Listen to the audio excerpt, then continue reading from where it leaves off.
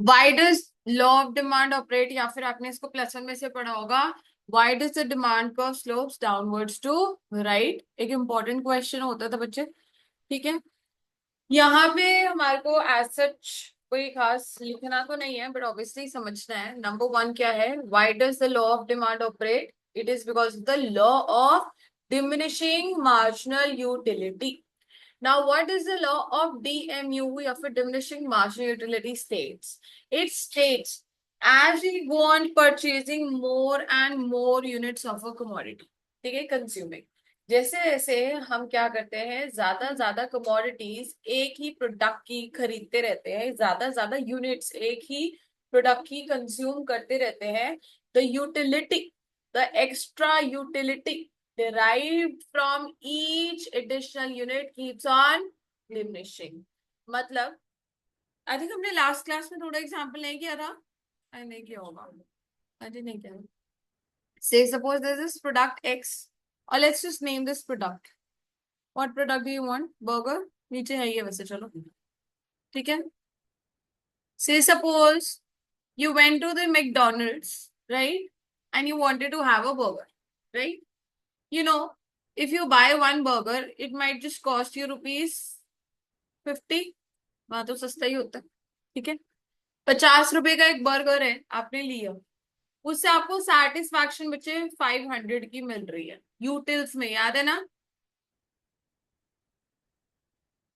उसके बाद बच्चे जब आप सेकेंड यूनिट कंज्यूम करते हो, तो हमारे को यूटिलिटी के साथ हमारी क्या होता है, इट फॉल्स, है ना। से सपोज अब मुझे 440 लिख देती हूँ यार, ये ज्यादा हो, ठीक है बच्चे। तो मेरे को क्या है ना, बर्गर का भी प्राइस चेंज कर देती हूँ ताकि कंफ्यूजन हो, 100 रुपए ही ले लेते हैं। अब मेरे को यूटिल्स जो है सेकेंड यूनिट से बच्चे क्या हो रही है, कम मिल रही है। सेकेंड से कंजम्पशन से मुझे यूटिल्स क्या मिल रही है, कम मिल रही है। तो मैं क्या करूंगी, मैं अगर खरीदना चाहती हूँ तो मैं कब खरीदूंगी, जब उसका प्राइस कम होगा, यस और no. So for the second unit, if the McDonald's is ready to give me the same burger, say for rupees 80 or less, I will buy it, ठीक है। अब in case I want to consume even the third burger, ठीक है, the consumption of third burger gives me utils of 15। So what do you think, मैं क्या करूंगी, मैं फिर से कम में ही खरीदना चाहूंगी, 100 रुपए तो नहीं मैं दूंगी। तो अब कह रहे हो से सपोज मैं 50 रुपए में तीसरा बर्गर खरीद सकती हूँ, ठीक है। जब मैं फोर्थ बर्गर पे आई ना, तो बच्चे मुझे यूटिलिटी ना उससे अब बिल्कुल भी नहीं मिल रही है, ठीक है। There is no extra satisfaction from the consumption of that fourth unit.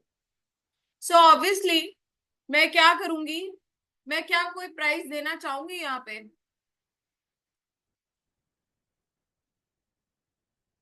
Right. So बच्चे यही तो law of diminishing marginal utility हमारे को बताता है। कहता है जैसे जैसे हम एक एक्स्ट्रा यूनिट खरीदते हैं, तो उससे हर एक्स्ट्रा यूनिट से कंसेक्यूटिव जब कंजम्पशन होती है, उससे यूटिलिटी उसकी क्या होती रहती है, डिमिनिश होती रहती है, फॉल करती रहती है, ठीक है।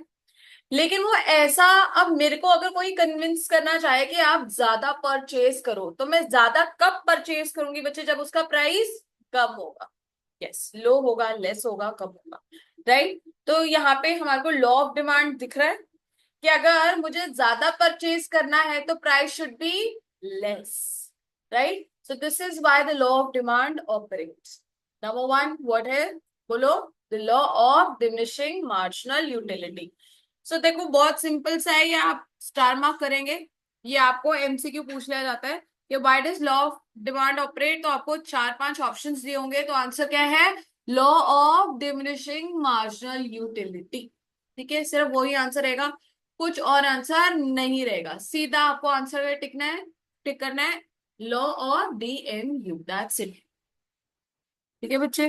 तो ये देखो, ये नीचे सेम उसी की डेफिनेशन है, एंड आपको एग्जाम्पल दिया हुआ है, right. So there is an relationship between price and quantity demanded, and even the utility na,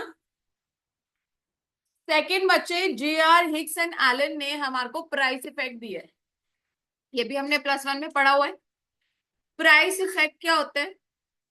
substitution effect plus income effect, substitution effect plus income effect. Another MCQ, please star mark. Simple पूछ लेते हैं कि price effect is equal to what? It is equal to substitution effect plus income effect. Now we know, we are well versed with the concept of substitution, अभी हमने last classes में discuss किया है। Aditya, do you want to explain substitution effect क्या होता है बच्चे? तो वो कब होगा? जब मेरी कमोडिटी का प्राइस महंगा हो जाएगा तो दूसरे की डिमांड बढ़ जाएगी, क्योंकि मेरा प्रोडक्ट जो है अब महंगा हो गया, तो मेरे प्रोडक्ट की डिमांड कम हो गई है। इस वजह से जो लोग हैं वो क्या करेंगे? सब्स्टिट्यूट्स पे शिफ्ट करना शुरू कर देंगे। क्लियर? सो बच्चे, price effect is equal to substitution plus income effect. Substitution वही है मेरे पास, tea and coffee. If the price of tea falls, ठीक है, अब मेरा प्रोडक्ट क्या है? टी है। टी का प्राइस बच्चा अगर फॉल होता है, demand for T will rise, yes, and demand for coffee will fall, yes. तो हमने ऊपर डब्बा बनाया था एक छोटा सा, और हमने कहा था that there is a positive और direct relationship between the two, ठीक है, ये नहीं भूलना। अब एक और एमसीक्यू क्या आ जाता है, very important, very very important, usually asked in every attempt now and then, that is when is the substitution effect stronger. मतलब क्वेश्चन कह रहा है कि कौन सा केस है जहां पे हम 100% बिना टेंशन लिए सब्स्टिट्यूट करने के लिए तैयार हो गए, ठीक है। पहली चीज तो बच्चे परफेक्ट सब्स्टिट्यूट होना चाहिए ना प्रोडक्ट। कोक और पेप्सी क्या है? सॉरी, परफेक्ट नहीं, क्लोज सब्स्टिट्यूट है। एक मिनट, मैंने गलती से परफेक्ट बोल दिया, परफेक्ट का भी एग्जांपल दे देती हूँ। परफेक्ट सब्स्टिट्यूट्स वो होते हैं जिनमें ना फ्लेवर, ना साइज, ना कलर, ना ब्रांड, किसी का भी डिस्टिंक्शन नहीं होता। याद कर लो, जो परफेक्ट कंपटीशन में प्रोडक्ट हम पढ़ते थे +1 में, हम कहते थे all the products are homogeneous and identical, there is no change. तो बच्चे उस केस में, सिर्फ उस केस में हम क्या करेंगे? उसको हम कहेंगे परफेक्ट सब्स्टिट्यूट्स है। कि अगर उसकी जगह कोई और सामान रखा है तो मुझे नहीं पता चलेगा कि ये भिंडी मैंने एक्स से ली थी कि मैंने भिंडी वाई से ली थी। लेकिन अगर मैं यहाँ पे कोको कोला रख दूं और पेप्सी रख दूं, दोनों ब्लैक कलर में है, थोड़ा बहुत टेस्ट में, फिज में थोड़ा बहुत डिफरेंस हो सकता है, राइट। और बॉटल में डिफरेंस है, एक का रेड कवर, एक का ब्लू कवर है, ठीक है। और उनकी बॉटल की शेप भी डिफरेंट होती है, ठीक बात है। तो बच्चे, these these are all what? Close substitutes, ठीक है, क्लोज सब्स्टिट्यूट्स। जैसे आप लगा लो पेप्सोडेंट, व्हाइट से शेड में कौन सा भी आता है, व्हाइटिश पिंक। ऐसे कोलगेट भी आता है व्हाइटिश कलर का, ठीक है। तो दे आर व्हाट बच्चे? क्लोज सब्स्टिट्यूट, ठीक है। फ्लेवर में डिफरेंस है, उनकी ट्यूब बाहर से डिफरेंट है, उनकी पैकिंग डिफरेंट है, कंपनी डिफरेंट है, ठीक है बच्चा। तो ये क्या है? क्लोज सब्स्टिट्यूट है। तो पहली चीज, तो product must be a close substitute. ऐसा नहीं कि मैं एक जगह कह रही हूँ टूथपेस्ट एंड टूथब्रश, या टूथपेस्ट एंड वो कुछ और XYZ, कोई भी फ्लॉस, फ्लॉस ले लो, हाँ, कुछ भी, या माउथ वॉश, नहीं, ठीक है, they are not close substitutes, right. They can be a substitute, ठीक है, कि कभी इमरजेंसी हमारे पास टूथब्रश टूथपेस्ट नहीं है तो हम वो कर लेते हैं, जो भी है गार्गल कर लेते हैं उससे, माउथ वॉश से। But is it a close substitute? Answer is no. Close substitutes क्या होंगे? टूथपेस्ट ही होंगे, डिफरेंट कंपनीज, ठीक है बच्चा। तो अब बच्चे कह रहे हैं first of all the goods must be close substitutes. Second, बच्चे अगर मुझे एडिशनल कॉस्ट बियर करनी पड़े of switching from one product to another, do you think I will be willing to take up that extra cost? No, I won't be actually incurring that extra cost. So obviously there should be no extra cost, या फिर अगर है भी है ना extra cost, तो वो एक आधा रुपए की होनी चाहिए, कि that it should be so less कि उससे प्राइस में मेरा, अगर से सपोज एग्जांपल है, मेरा जो प्रोडक्ट एक्स जिसको मैं चूज करती थी उसका प्राइस जो है 5 रुपीज से बढ़ गया, ठीक है। और cost of switching to Y जो है बच्चे, वो से सपोज 5 से कम है, 1 है या 0.5 है या ऐसा कुछ है, तो मैं स्विच कर लूंगी।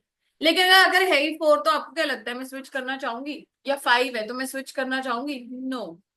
So the cost of switching from one product to another should be very less, और there should be no भी लिखा होता है, कभी कभार लो की जगह नो भी लिखा होता है, तो टेंशन नहीं लेनी कि मैम नोट्स में तो लो लिखा था, अरे नो भी होगा तब भी चलेगा, बढ़िया है ना, एक्स्ट्रा कॉस्ट कोई होनी नहीं चाहिए।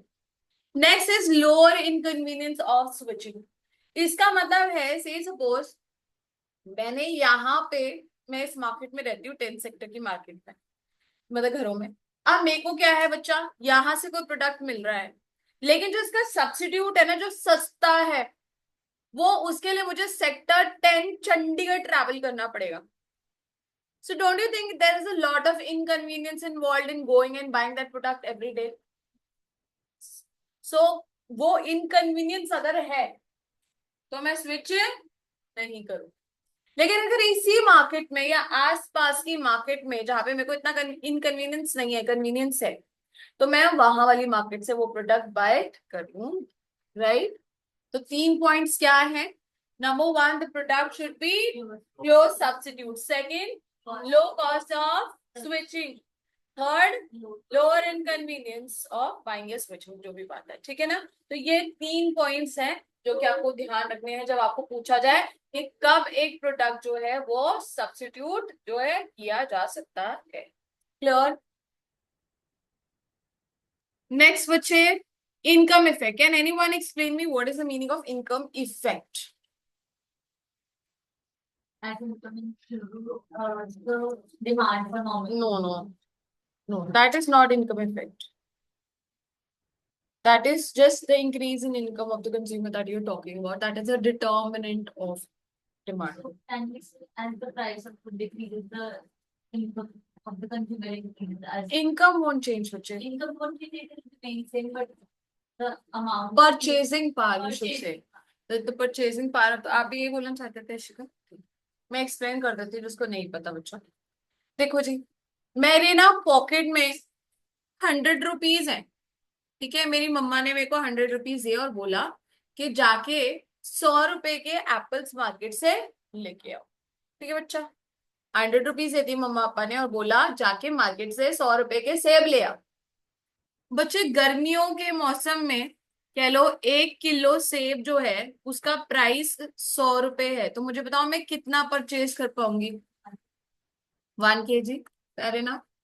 Now today it's the second case scenario that when it is winter time, the prices of apples, though it really doesn't fall that much, but गिर गया। अब 1 किलो जो है सेब मुझे 50 रुपीज का मिलता है। So how many units can I buy in 100 rupee? बोलो जी ललिता। हाँ, 2 किलो खरीद सकते हैं बच्चे। अब क्या हुआ, चाहे पहले भी मैं 100 रुपीज खर्च कर रही थी, आज भी मैं कितने रुपीज खर्च कर रही हूँ? 100। So how many units can I buy now? 2। So this has, because the price of the product has fallen down is important. Price कम हुआ या ज्यादा हुआ, अगर से सपोज ज्यादा हो गया, थर्ड केस सिनेरियो भी ले लेते हैं।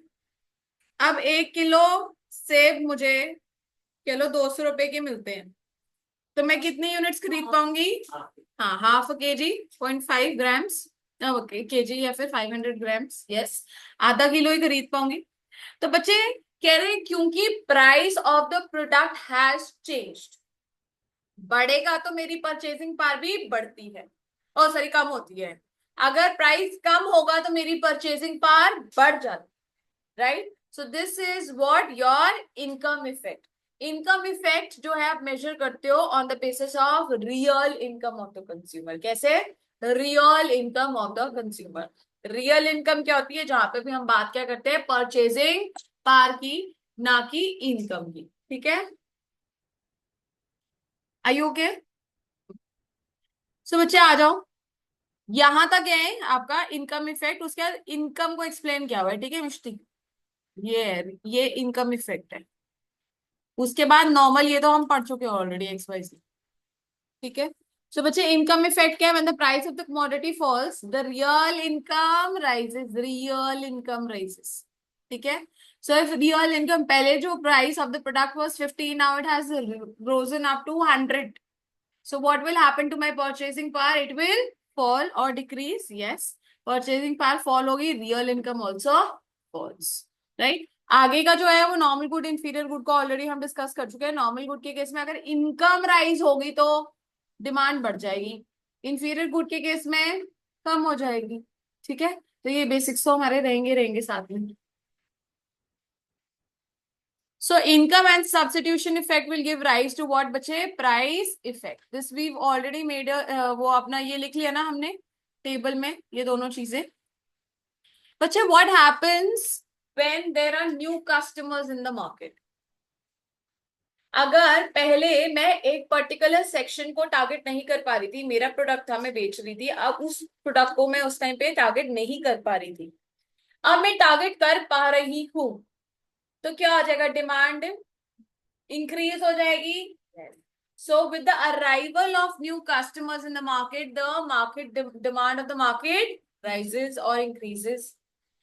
But with the exit of existing customers, what happens to the demand? It decreases or, ठीक है। नेक्स्ट बच्चे डिफरेंट यूजेस, ये तो सेम एग्जांपल है, वही मिल्क एंड इलेक्ट्रिसिटी, हर किताब में ही पढ़ते हैं बच्चे। पहले क्या था, मिल्क जो है हमारे घर में 1 kg ₹50 में आता था, अब क्या हुआ, वही 1 kg मिल्क जो है 82 रुपीज का आता है। पहले हम क्या करते थे, नॉर्मल नॉर्मल घरों की बात करेंगे बच्चे, ठीक है। हम लोग तो फिर भी चलो बहुत ब्लेस्ड है, हम लोगों को थोड़ा थोड़ा चीजों का बहुत ज्यादा फर्क नहीं भी हर घर में पड़ता, ठीक है। पर अब नॉर्मल सिनेरियोज में देखो, जिनको मतलब मुश्किल से खाना मिलता होगा, ठीक है, अगर बच्चे ये प्राइस राइज हो गया, डोंट यू थिंक ये बहुत ज्यादा इंक्रीज है? 32 rupees is a big change, right. अब मेरे घर में से सपोज पहले 5 किलो आता था दूध, ये 5 लीटर से कोई दिक्कत नहीं है, 5 किलो भी बोल देते हैं उसको। तो 5 किलो अगर बच्चे दूध आता था, तो मेरी मम्मी है ना उसमें से दही, चाय, शेक, पनीर, उसे मक्खन भी निकल जाता था मिलाई से, फिर घी भी निकल जाता है, ऐसी चीजें करती थी। Yes. Now since the price of the product has increased, the consumption यथार्थ विल फॉल, डिमांड कम हो जाएगी, 3 kg हो गई। तो अब क्या करेंगे, जरूरी वाली चीजें शेक मिल्क और चाय ऐसी चीजों में जाएगा। पनीर मम्मा कहेगी इससे अच्छा तो बाहर मार्केट में वेरका या अमूल का सस्ता मिलता है वो ले लेते हैं, घी भी बाहर मार्केट का सस्ता पड़ता है वो ले लेते हैं, मक्खन भी बाहर आराम से सस्ता मिल जाता है, प्रोसेस्ड होता है तो वो बाहर से ले लेते हैं। हम जो है घर पे अब ये सारी चीजें नहीं बनाएंगे, ठीक है। तो बच्चे ये क्या हो जाएगा कि different use because of the rise in price has now fallen, कम हो गया ना डिफरेंट यूज। लेकिन अगर ये अब दूध सस्ता हो जाए, 1 किलो 30 रुपए का हो जाए, तो क्या हो जाएगा, हम इसी को और ज्यादा घर में बनाना शुरू कर देंगे, मार्केट से बिल्कुल ही पनीर आना बंद हो जाएगा, दही मार्केट से बिल्कुल ही आनी बंद हो जाएगी, ठीक बात है। ऐसे ही इलेक्ट्रिसिटी, मुझे इलेक्ट्रिसिटी अगर तो सस्ती हो जाए तो हम क्या करेंगे, जहां पे पहले हम नहीं भी इलेक्ट्रिसिटी यूज करते थे अब एक्स्ट्रा यूज करने लग जाएंगे, ठीक है। और जब अगर इलेक्ट्रिसिटी जो है पर यूनिट महंगी हो जाए तो हम क्या करेंगे, उसकी कंजम्पशन कम कर देंगे। घर पे ऐसे होता है, मम्मी कहती है बिल ज्यादा आ रहे हैं, महंगी होगी इलेक्ट्रिसिटी, जो है एक्स्ट्रा फैन लाइट्स एसी जो है वो बंद कर दो, ठीक है। जैसे अभी चंडीगढ़ में एक लड़की है, वो एग्जाम्पल बता रही थी, वो हिमाचल से कहीं बिलासपुर से है, तो वो कह रही थी कि वहां पे ना सुबह के टाइम में इलेक्ट्रिसिटी वॉज फ्री, ठीक है, अब नहीं है। तो उस टाइम पे कह रहे कि एक्स्ट्रा मतलब कोई केयर ही नहीं करता था कि लाइट का हम वेस्ट कर रहे हैं, इलेक्ट्रिसिटी हम कितनी वेस्ट कर रहे हैं, ठीक है। लेकिन अब क्योंकि तो अब क्या है, बिल आता है, तो वो क्या है वाइजली यूज करते हैं उस चीज पर, ठीक है। So if the price of the product rises then obviously its consumption is more, मतलब इज मोर, ध्यान से करी गई, इस कह लो is well calculated I can say, right. लेकिन if the price is more then हमारे वही consumption is less, and if the price is less consumption is more, it can be put to different uses. Exceptions of law of demand बच्चों, number 1 conspicuous goods, या फिर हमने Veblen goods करा है, इसको स्नॉप cut कर दो, स्नॉप नहीं होना चाहिए, ठीक है। कॉन्स्पिशियस गुड्स, वेबलिन गुड्स, या फिर आर्टिकल्स ऑफ डिस्टिंक्शन भी बोल सकते हो, articles of distinction.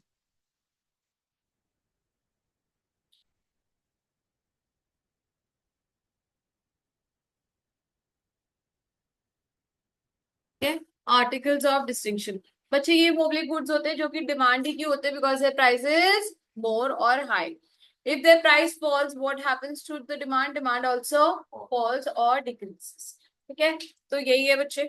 if the price is more, its demand is more. Why? Because these goods are very expensive and they are prestige, these are bought by prestige seeking customers. ठीक है, जिनको है कि मेरे पास ये चीज है, मैं अमीर हूँ, स्टेटस सिंबल के लिए जब लोग खरीदते हैं तो उसको हम क्या कहते हैं, वेबलन गुड्स, कॉन्स्पिशियस गुड्स, या फिर आर्टिकल्स ऑफ डिस्टिंक्शन। ठीक है, देन इज गिफन गुड्स। बच्चे ये जो है मैंने आपको कहानी सुनाई हुई है। ठीक है, सर रॉबर्ट गिफन है, इकोनॉमिस्ट है। इन्होंने क्या किया था, यूएस के रिसेशन वाले टाइम में मार्केट को स्टडी किया था और इन्होंने कहा था कि ये कंपैरेटिवली जो इंफीरियर गुड्स है उसका अगर प्राइस बढ़ भी रहा है तो उसकी डिमांड क्या होगी, इंक्रीज होगी। तो वही बात है बच्चे, मीट और ब्रेड, मीट का भी प्राइस बढ़ रहा था और ब्रेड का भी प्राइस है देखो 2 से 3, 3 से 4, 4 से 5 बढ़ रहा है। ठीक है, फिर भी इसकी डिमांड जो है इंक्रीज हो रही थी, क्यों, why, because it is comparatively cheaper, या फिर लेस एक्सपेंसिव, या फिर inferior product as compare to the other product. So even if its price was rising, what happened to the demand, Aditya? Its demand also increased. ठीक है, so there was no law of demand here. ठीक है जी, तो यहाँ पे ये मतलब CA के लिए नहीं है इम्पोर्टेंट, पर जब आप बीकॉम वगैरह के पेपर दोगे तो ऐसा आ सकता है मे बी, बस कम चांसेस हैं क्योंकि इतना बेसिक नहीं भी आता, बट यू नेवर नो। क्या all given goods are inferior goods? Yes, they are comparatively inferior. ना हमने बात करा है उसका कंपैरिजन होता है, इस वजह से वो इंफीरियर होते हैं। But are all inferior goods given goods? No. Why? Because given को तो हम हमेशा कंपैरिजन में चेक करते हैं, राइट। नेक्स्ट इज बच्चे कॉन्स्पिशियस नेसेसिटीज। अब देखो आजकल के जमाने में आप अपने आसपास ही देख लो, सबके घर में पंखा है, ठीक है, बेड, ये चीजें तो बेसिक सबके घर में होती होती है। टीवी, कलर टीवी, तो क्या बच्चे ये हमारी जरूरतें हैं कि कंफर्ट्स हैं? कंफर्ट्स हैं। तो देखो नाम क्या लिखा है, कॉन्स्पिशियस, मतलब महंगी जरूरतें, महंगी जरूरतें, क्योंकि अब उसके बिना काम नहीं चल सकता। ठीक है, तो महंगी जरूरतें। अब देखो अगर कोई भी लेटेस्ट टीवी का मॉडल आया, पहले एलसीडी चलती थी, पहले नॉर्मल वो ब्लैक एंड व्हाइट टीवी चलते थे, फिर उसी में कलर्ड आए, फिर कलर्ड के बाद बच्चे हमारे पास पतली एलसीडीज आई, अब एलईडीज आती हैं, अब होम थिएटर्स आते हैं। तो आप देख रहे हो जैसे जैसे उनका प्राइस बढ़ता है उनकी वैसे वैसे डिमांड भी इंक्रीज होती रहती है। तो they are comforts even then, why? Because they are required in a household, everybody possesses it, सबके घर में एक कलर्ड टीवी तो है ही है। अगर उसका आज प्राइस बढ़ भी रहा है ना, तब भी लोग उसको खरीदेंगे जिनके घरों में नहीं है। ठीक बात है, यस। सो बच्चे TV, mobile, AC, the demand does not change नहीं होना चाहिए, मतलब हाँ अगर price increase, if the price, यहाँ पे लिख लो if price increases demand does not change. ठीक है ना, सो मतलब demand is going to be there, कहने का मतलब ये है। So that's why it is an exception, right. जरूरत है ना, आजकल फोन के बिना दुनिया नहीं चलती, हर घर में एक मोबाइल फोन तो होगा होगा, मिनिमम तो होगा होगा। ठीक है, पहले के जमाने में when I was young there was no mobile phones only, there used to be landline phones, and वो एक वो होता था, क्या कहते थे उसको, जो ऐसे घर में ही लेके घूम सकते थे, उसको क्या कहते थे मैं भूल गई, कॉर्ड सेट बोलते, पता नहीं क्या बोलते थे, ऐसे ही होता था वो। कि ऐसे आपने देखा होगा मूवीज में भी इतना लंबा सा रिमोट टाइप का फोन होता है जिसको आप घर के अंदर अंदर एक एरिया तक ही लेके घूम सकते हो। हाँ, तो वो जो है बच्चे, हमारे टाइम पे वो होता था। मोबाइल फोन्स तो इंट्रोड्यूस हुए हैं when I was like in fifth, fifth और सिक्स्थ, तब भी मेरे को लगता है कि बहुत बड़ी चीज होती थी कि घर में एक मोबाइल फोन है, मतलब तब किसी के पास, जैसे पापा के पास होता था मोबाइल या सिर्फ मम्मी, ऐसे ही बता किसी एक बंदे के पास ही होता होता था। अब देखो आप लोग सेवन्थ एट्थ में आ जाते हो तो सबसे पहली डिमांड क्या होती है, मोबाइल फोन। मैं कह रही हूँ मेरा इतना छोटा सा बच्चा है वो बताओगे, कहता है कि मुझे 16 प्रो मैक्स चाहिए।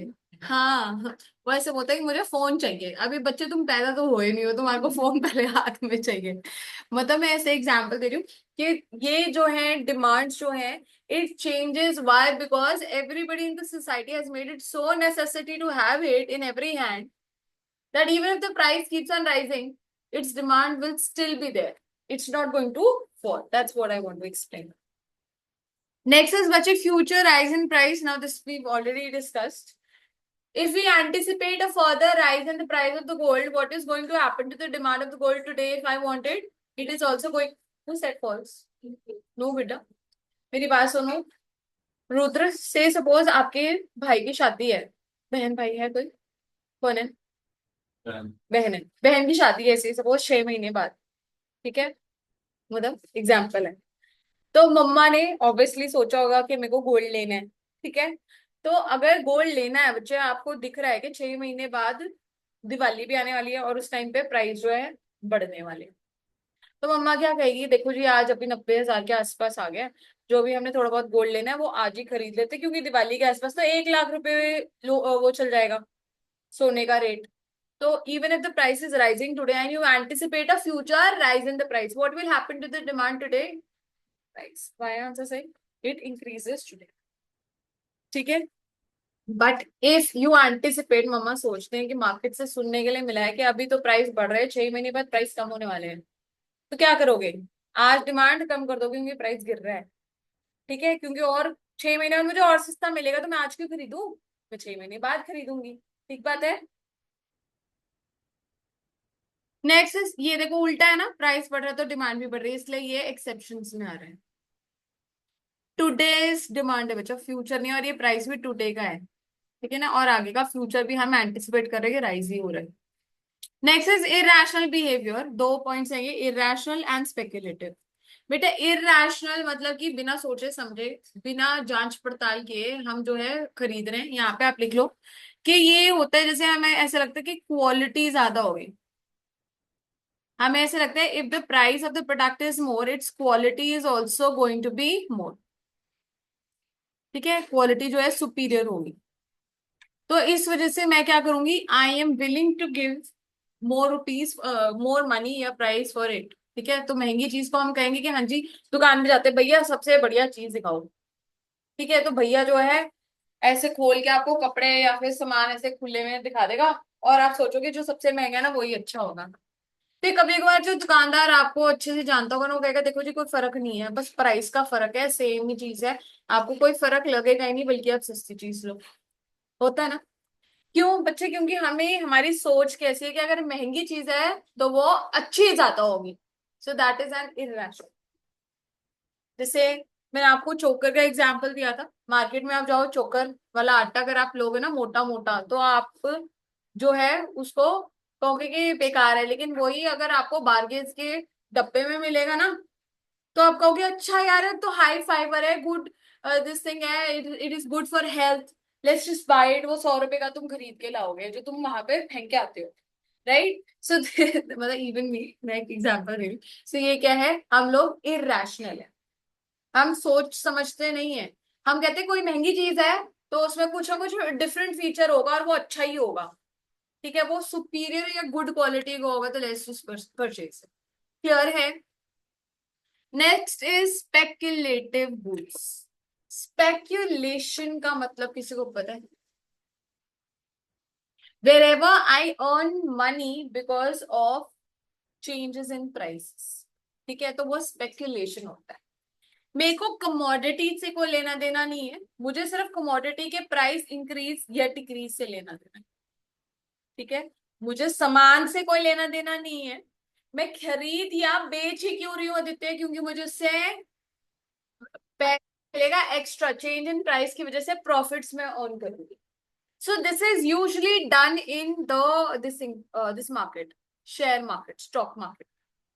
मैं जो हूँ as a seller, as an investor, say suppose आप लोग अगर इन्वेस्टर्स हो तो सोचो, देखेंगे अगर एक शेयर है, शेयर प्राइस जो है वो बढ़ रहा है, if it is rising, what happens to the demand बेटा?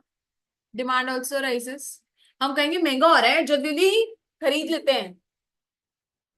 जैसे ही शेयर का प्राइस बच्चे फॉल होने लग जाता है, क्या होता है, लोग उसको मार्केट में बेचना शुरू कर देते हैं।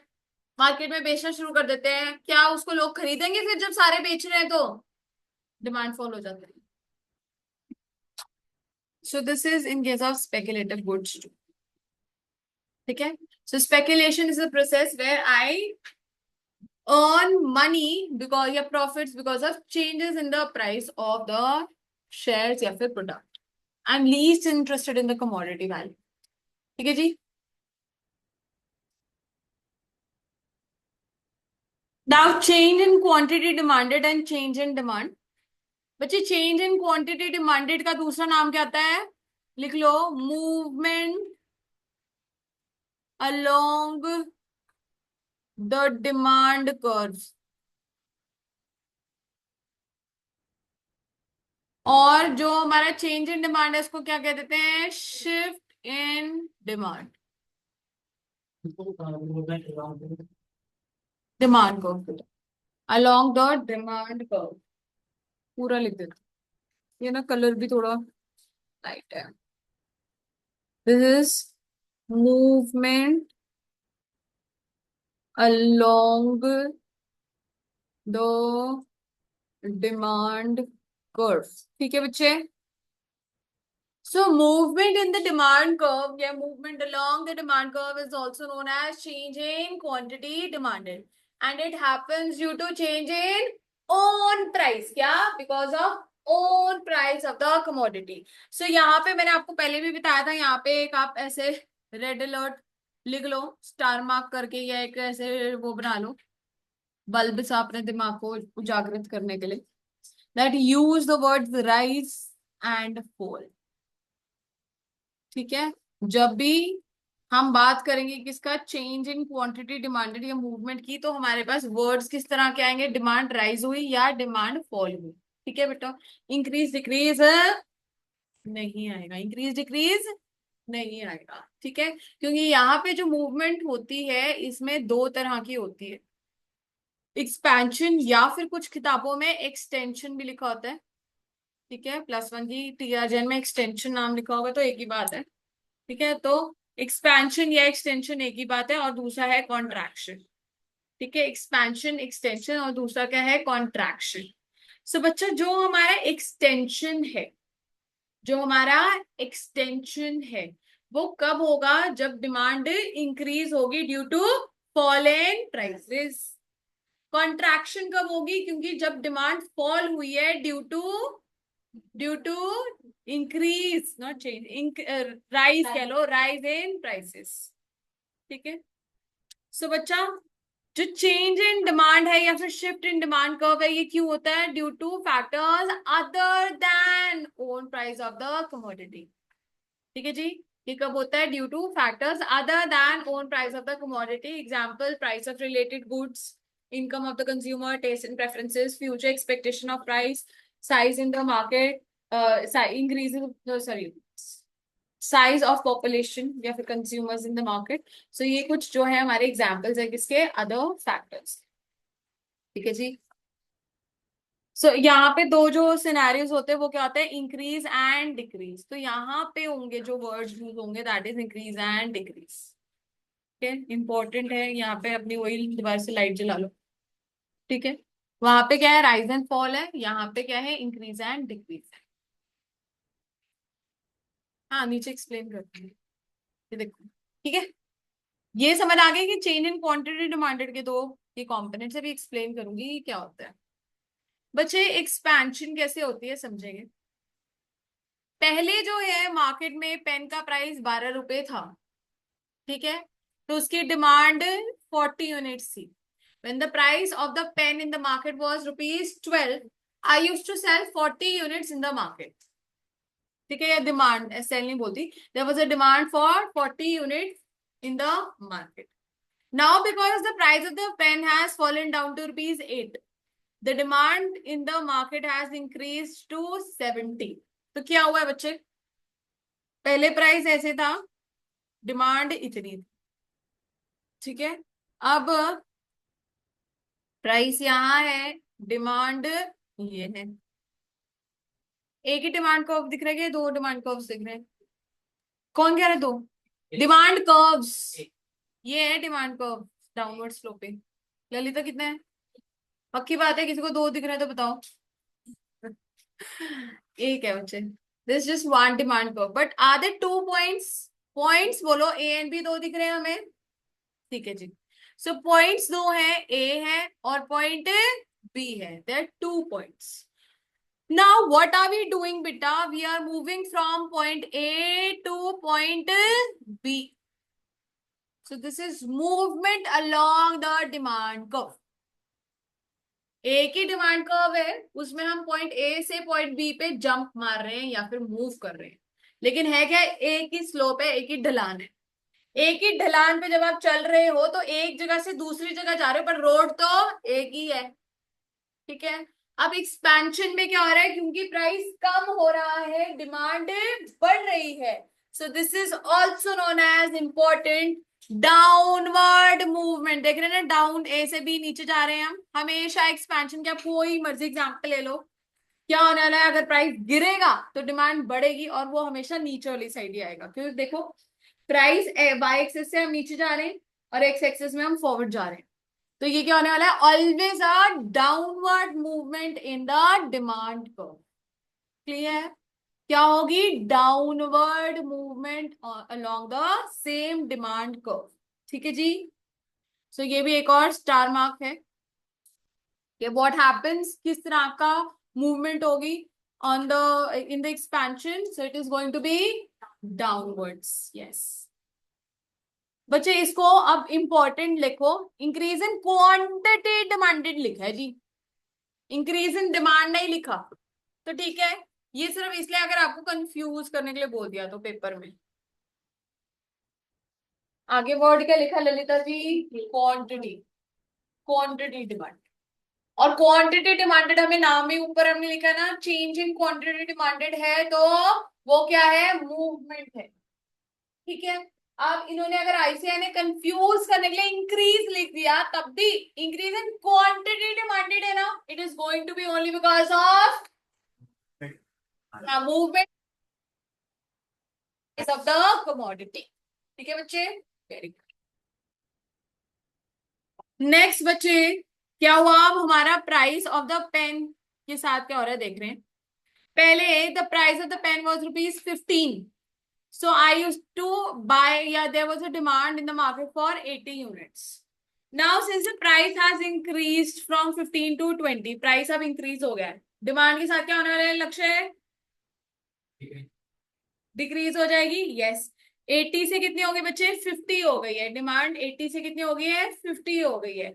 तो बच्चे देखेंगे अब क्या हो रहा है, पहले I was standing at point A, now I am standing at point B, so what am I doing, I am moving from point A to point B, A से बी पे जा रहे हैं, this is upward movement along the demand curve, this is upward movement along the demand curve, ठीक है जी। अब इसी को जैसे ऊपर क्वांटिटी डिमांडेड था, इंक्रीज, इसको हम क्या कहते हैं, डिक्रीज, कॉन्ट्रैक्शन को, क्योंकि क्या लिखा है बच्चे, quantity demanded, not a very famous phrase, but in case it comes up you should know that quantity demanded लिखा है तो 110% it has something to do with the own price of the commodity. Decrease तो इसका मतलब अगर decrease हुई तो price पक्का इंक्रीज हुआ होगा, और अगर इंक्रीज लिखा है, इंक्रीज इन क्वांटिटी डिमांडेड, तो रुद्रा क्या हुआ होगा, प्राइस फॉल हुआ होगा बच्चे, अगर इंक्रीज बोला तो, इंक्रीज इन क्वांटिटी डिमांडेड बोला तो प्राइस, वेरी गुड, फॉल हुआ होगा। और अगर हमारा ये हुआ है बच्चे for decrease in quantity demanded, तो प्राइस राइज हुआ होगा 100%। एंड इसमें कौन सी मूवमेंट हुई होगी, upward movement along the demand curve. अब क्लियर है extension contraction. Now let's jump on to increase and decrease. बच्चे ये आप रीड कर लेना, पर मैं वैसे बता देती हूँ, कोई भी और फैक्टर है, ठीक है, कोई भी और फैक्टर है, जैसे कि अगर income of the consumer rise होगी, income of the consumer increase हो गई, तो नॉर्मल गुड की डिमांड इंक्रीज करेगी, यस। अगर सुनेंगे बहुत ध्यान से। Income of the consumer increase हो गई, income of the consumer increase हो गई, इंफीरियर गुड्स की डिमांड डिक्रीज हो जाएगी। यस, अगर इनकम ऑफ द कंज्यूमर कम हो गई है, फॉल हो गई है, डिक्रीज हो गई है, नॉर्मल गुड्स की डिमांड डिक्रीज होगी। Very good. अगर income of the consumer fall हो गई, इंफीरियर गुड की डिमांड इंक्रीज होगी। Yes, very good. Taste and preferences में फेवरेबल चेंज, डिमांड इंक्रीज होगी। Yes everybody. अगर अनफेवरेबल चेंज है डिमांड में तो डिक्रीज होगी। Yes. Price of related goods पे आ रही हूं, ध्यान से सुनेंगे।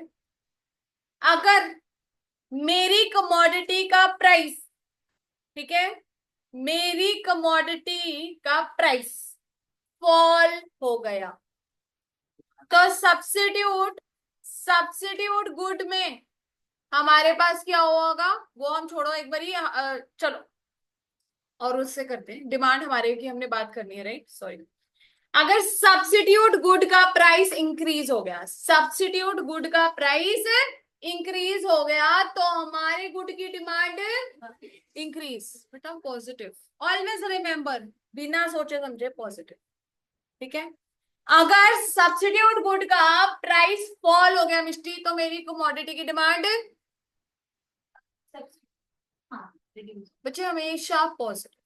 positive, तभी मैंने वो लिखवा दिया था, दिमाग नहीं लगाना, सिंपल याद रखना है कि अगर सब्स्टिट्यूट गुड है तो पॉजिटिव, अगर कॉम्प्लीमेंट्री गुड्स है तो इनवर्स या फिर नेगेटिव, ठीक है।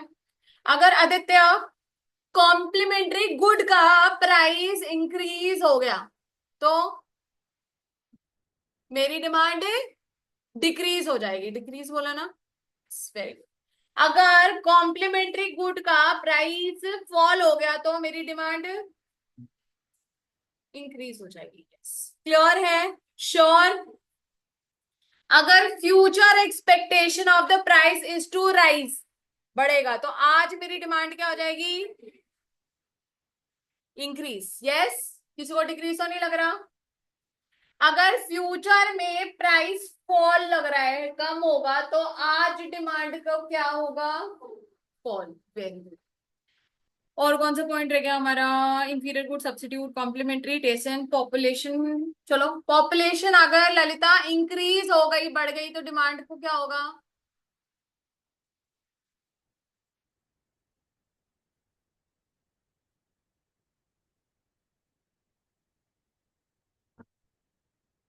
हाँ ज्यादा ही होगी आज की। क्या, अगर पॉपुलेशन बढ़ रही है तो बढ़ेगी डिमांड, अगर पॉपुलेशन निश्चित कम होगी तो डिमांड कम हो जाएगी। यस। फ्यूचर एक्सपेक्टेशन कर लिया, number of consumer and population एक ही बात है। अगर number of consumers in the market rise, what happens to the demand, demand increases, otherwise it falls, ठीक है। बस अब यहाँ पे क्या होगा बच्चे, अगर इंक्रीज इन डिमांड है तो डिमांड का कितने ललिता आप दिख रहे हैं, एक के दो, दो। यस, तो शिफ्ट में कितने डिमांड कर्व्स होते हैं, टू, ठीक है। And there is a rightward shift in the demand curve. देखेंगे प्राइस क्या है बच्चे, कांस्टेंट है, प्राइस मेरी कमोडिटी का चेंज नहीं होता।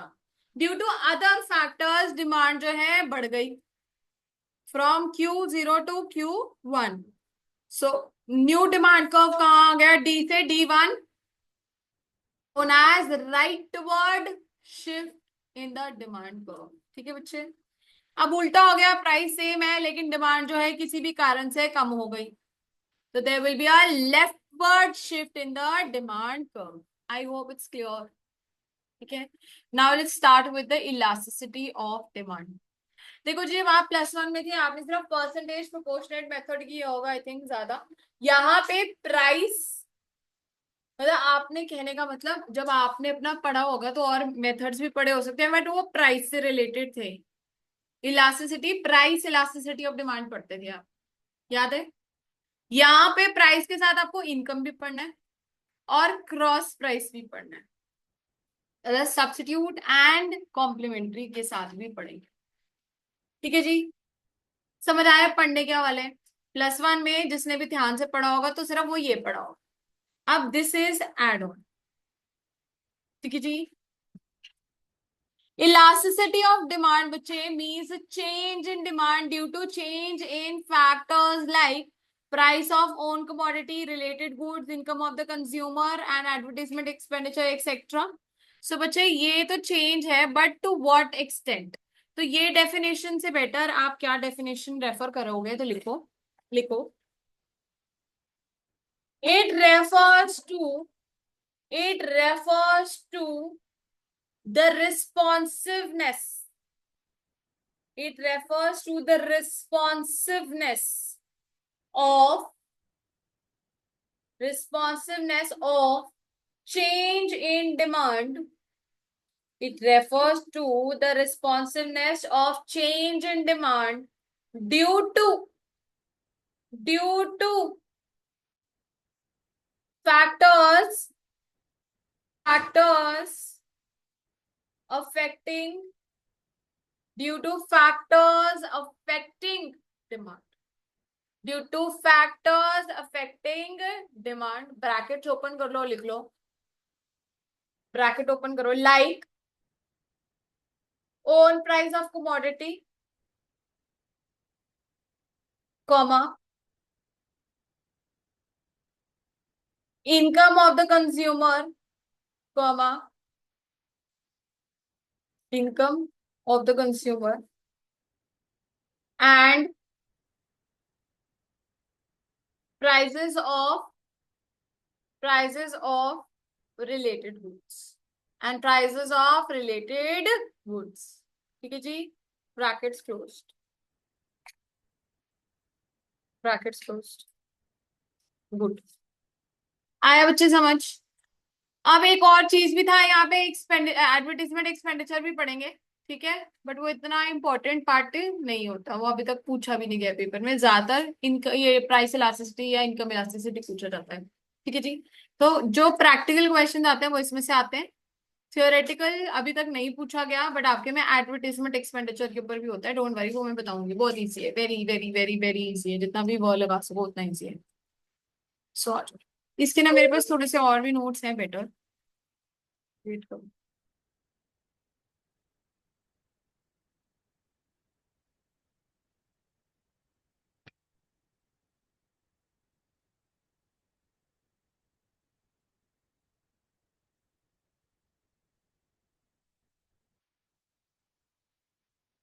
एक बारी प्लीज, अगर किसी को दिखे देखना डिमांड कहीं लिखा है। हाँ ये बात भी सही है, पर मेरे को ये नहीं ना पता कि मैंने किससे सेव किया हुआ है, डिमांड से ही ना किया हो, ये कहाँ। Concept, no demand hand written.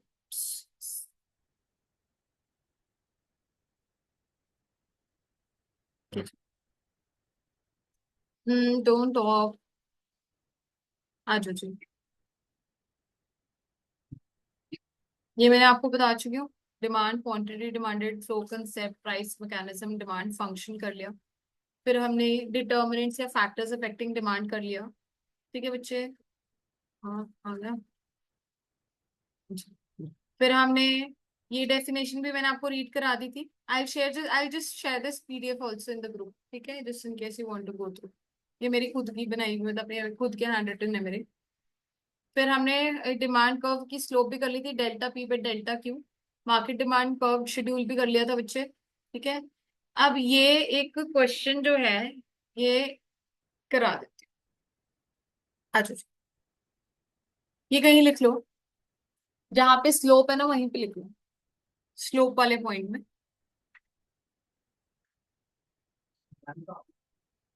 हाँ जी बच्चे।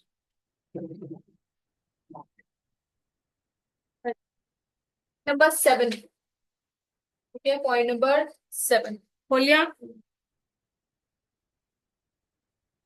वहां पे लिख लेंगे बच्चे, अगर आपको इस तरह का क्योंकि क्वेश्चन आया था, I don't know why is it missing in the notes, these notes, कोई बात नहीं, चलो एटलीस्ट हम देख लेंगे।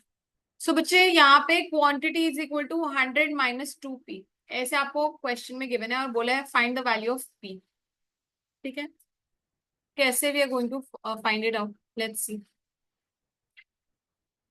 बच्चे अब यहाँ पे बोला है, देखो quantity is equal to 100 - 2p, therefore हम क्या कह सकते हैं, लाइक टर्म्स इकट्ठी कर लो।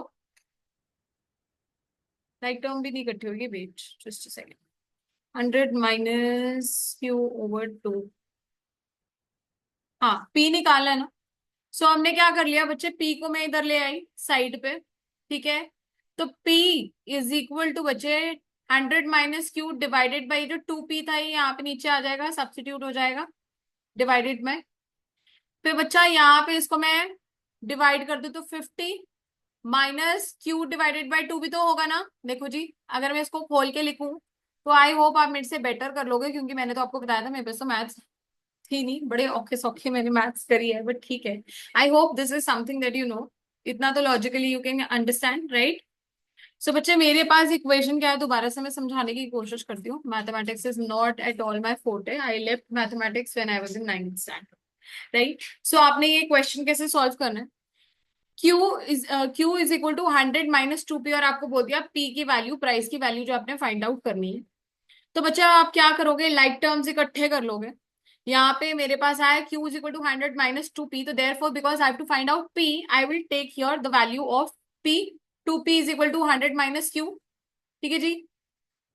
उसके बाद अब मेरे पास P लेना है, P इज इक्वल टू बच्चे, अगर 2 यहाँ पे है तो मैं इसको नीचे ले लूं एलसीएम में। जिसको मुश्किल लगती है इस तरीके से समझने में, तो 100 - 2, 100 / 2 माइनस Q डिवाइडेड बाई 2 कर लो। This will be 50 - Q/2। So this is your equation for P। अगर Q की वैल्यू की मैंने भी तो बहुत इजी हो जाता है, फिर तो कोई टेंशन ही नहीं है ना जी, ठीक है। तो आप सिंपल सॉल्व कर लोगे। से सपोज अब इसी को आप सॉल्व करके दिखाओ मुझे। Given that the value of Q is also given, Q आपको 20 गिवन है, तो निकालो आंसर क्या होने वाला है। 50 कैसे होगा, हाँ जी 30 है ना, क्योंकि 20 20 है, ठीक है। ये तो सिंपल इजी और ज्यादा, फिर तो कर ही सकते हो सिंपल सॉल्व, किसी को दिक्कत परेशानी। रैशनल ये भी हमने कर लिया, price effect, substitution, income effect, diminishing marginal utility, arrival, different uses, exceptions कर लिया हमने, चेंज भी कर लिया हमने, इलास्टिसिटी पे अब हम, ठीक है जी। अभी ये वाला आंसर भी दे दो मेरे को एक। If the price of good X increases, the demand of Y also increases, ठीक है। कह रहे हैं अगर एक्स का प्राइस बढ़ा तो y की डिमांड भी बढ़ गई। This is then they these two are substitute, clear, easy. Change in demand due to increase in the real income of the consumer is known as income effect, ठीक है जी। हो जाएंगे ना, इजी है। If you know the concept obviously आराम से question solve हो जाएंगे। इलास्टिसिटी मैंने आपको ये लिखवाया, responsiveness of change in demand due to changes in one of the variables which on which the demand depends. ये मैंने और उसको और बेटर वे में खोल के आपको डेफिनेशन लिखवा दी है, कोई दिक्कत नहीं। फॉर्मूला देखो लिखा हुआ है, फॉर्मूला लिखा हुआ है बच्चे इलास्टिसिटी के साथ उन वाले नोट्स में, हाँ जी लिखा हुआ है। तो आप एक सिंगल फॉर्मूला भी इसके आगे लिखो, इसके आगे एक सिंपल फॉर्मूला, सिंगल फॉर्मूला भी लिखो, ये वाला। Percentage change in quantity demanded, percentage change in quantity demanded divided by percentage change in variables affecting demand, percentage change in quantity demanded divided by percentage change in variables affecting demand, ठीक है जी। अब वो variable कौन सा हो सकता है, own price हो सकता है, प्राइस ऑफ रिलेटेड गुड्स हो सकता है, इनकम हो सकता है, या फिर एडवर्टीजमेंट एक्सपेंडिचर, आगे हम पढ़ेंगे जो आपके सिलेबस में, ठीक है। Types of elasticity I've already told you are three types: price elasticity, income elasticity and cross price elasticity. बच्चे अगर प्राइस elasticity बोलना हो तो आप क्या फॉर्मूला लिखोगे, change in quantity demanded divided by percentage change in own price of the commodity. Income है तो डिवाइडेड बाय इनकम, और अगर क्रॉस इलास्टिसिटी है तो फिर change in price of related goods. एक मिनट,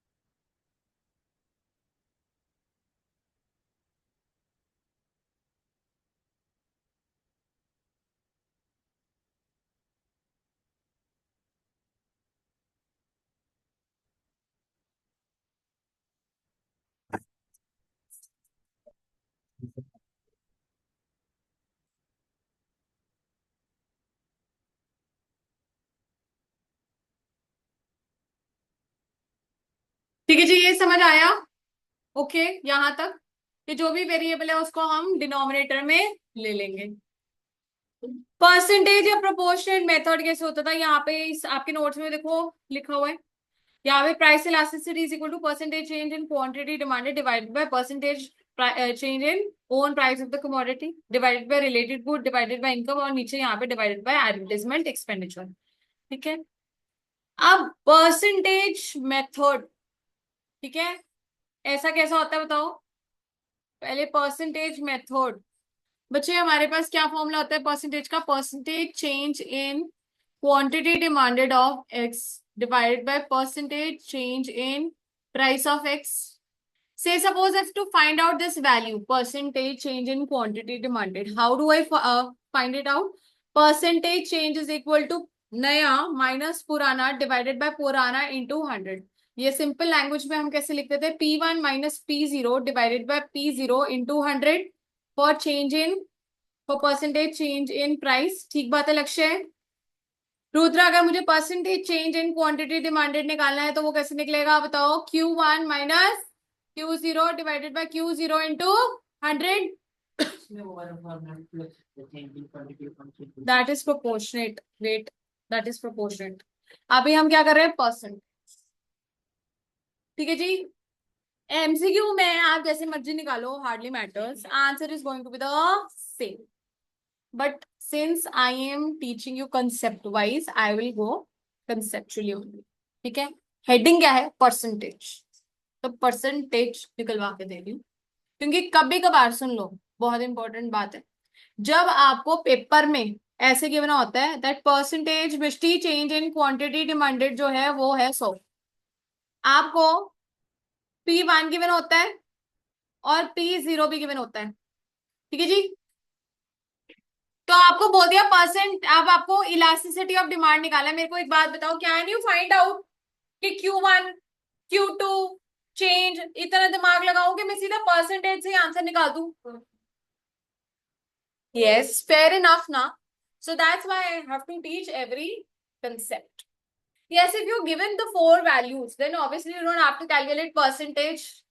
तब तो वो दिमाग ही लगाना है सीधा कि change in quantity demanded divided by change in price into P divided by Q कर दो, सीधी सी बात है। वो प्रोपोर्शनेट बाद में लगेगा, जहां पे चारों वैल्यूज है, फिर मुझे एक्स्ट्रा परसेंटेज निकालने की जरूरत क्या है? Then I'll end up wasting my time. But if I'm given the percentage only, why will I go for proportionate? Are you getting my point? Sure? हाँ बच्चे, क्यों नहीं? पर मैंने आपको कहा था जब हम कैलकुलेशन करते हैं तो हम एब्सोल्यूट टर्म्स लेते हैं, लेकिन आंसर एंड में नेगेटिव में आएगा। Very very very very important part है ये, जो कि हमें बहुत छोटा लगता है जी। हमें पता है इनवर्स रिलेशन है, नेगेटिव आता है आगे, पर जब आंसर टिक करने लगता है ना तो जी हम पॉजिटिव कर देते हैं जी, क्योंकि मैम ने तो कहा एब्सोल्यूट टर्म लेनी है। Absolute term only for calculation लेनी है, ठीक है जी। लेकिन आंसर में, डिमांड में आंसर आगे क्या आना चाहिए? माइनस। सप्लाई में क्या आना चाहिए? प्लस। यस, वो इंपॉर्टेंट बात है जी। ठीक है बेटा,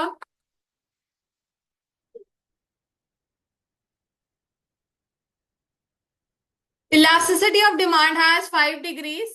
ये हमें पता है, elasticity of demand, elasticity is greater than 1, equal to 1, less than 1, 0 या फिर इनफाइनाइट। 4 हो सकती है दोबारा से। Elasticity is greater than 1। Greater than 1 कब होगी? When percentage change in quantity demanded is greater then percentage change in price. ठीक है। इक्वल कब होगी? जब जितना क्वांटिटी में चेंज आ रहा है उतना ही प्राइस में चेंज आ रहा है। या फिर सिंपल सी बात हम करते हैं, आ जाओ। अगर मेरा प्राइस जो है 100 से चेंज हो रहा है, डिमांड 120 से चेंज हो रही है, तो इलास्टिसिटी इज मोर देन 1। अगर मेरा प्राइस 100 से चेंज हो रहा है और डिमांड जो है 100 से ही चेंज हो रही है, तो इलास्टिसिटी इज इक्वल टू 1। अगर बच्चे मेरी डिमांड जो है 80 से चेंज हो रही है लेकिन प्राइस 100 से चेंज हो रहा है, इलास्टिसिटी इज लेस देन 1। अगर मेरी डिमांड में कोई चेंज नहीं आ रहा प्राइस चेंज होने की वजह से, तो elasticity is equal to 0। But अगर मेरी डिमांड में बहुत ज्यादा चेंज आ रहा है, प्राइस में कोई चेंज नहीं है, तो elasticity is equal to infinite. ठीक है। आ जाओ, अब यहाँ पे भी थोड़ा सा देख लेते हैं। Wait, elasticity.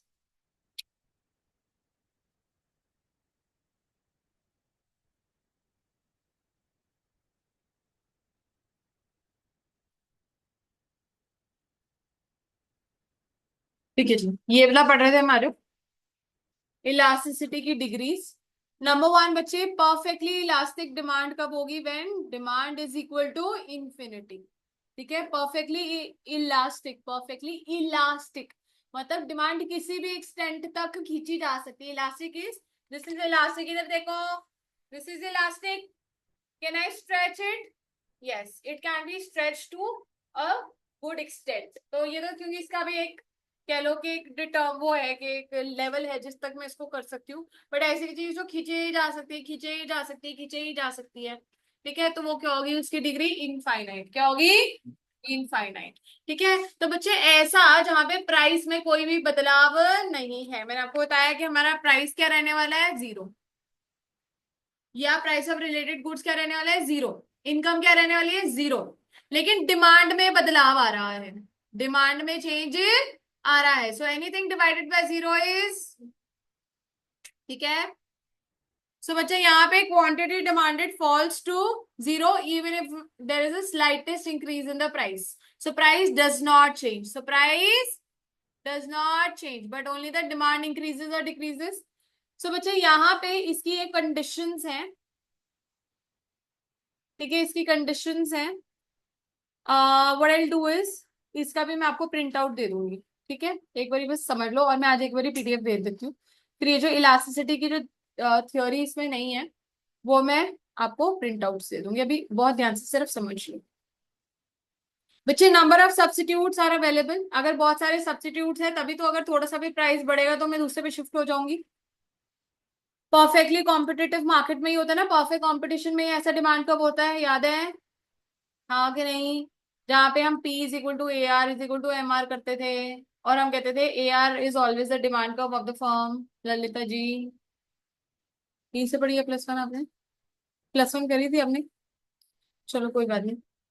अब समझ आ रहा है बच्चे? If nobody knows it, if anybody, I'm sorry, if anybody doesn't know it, then perfect competition demand curve में जब मैं मार्केट फॉर्म कराऊंगी, मैं इसको बताऊंगी ये क्यों इक्वल होता है। अभी नहीं मैं बता रही, जिसको आता है समझ लिया, जिसको नहीं आता पेंडिंग रखेंगे तब के लिए। So price is equal to AR is equal to MR, and AR is also the demand curve of the firm. And perfect competition में what is the slope of the demand curve? It is horizontal straight line parallel to x-axis. तो ये perfectly competitive market में होता है। Close substitutes are available.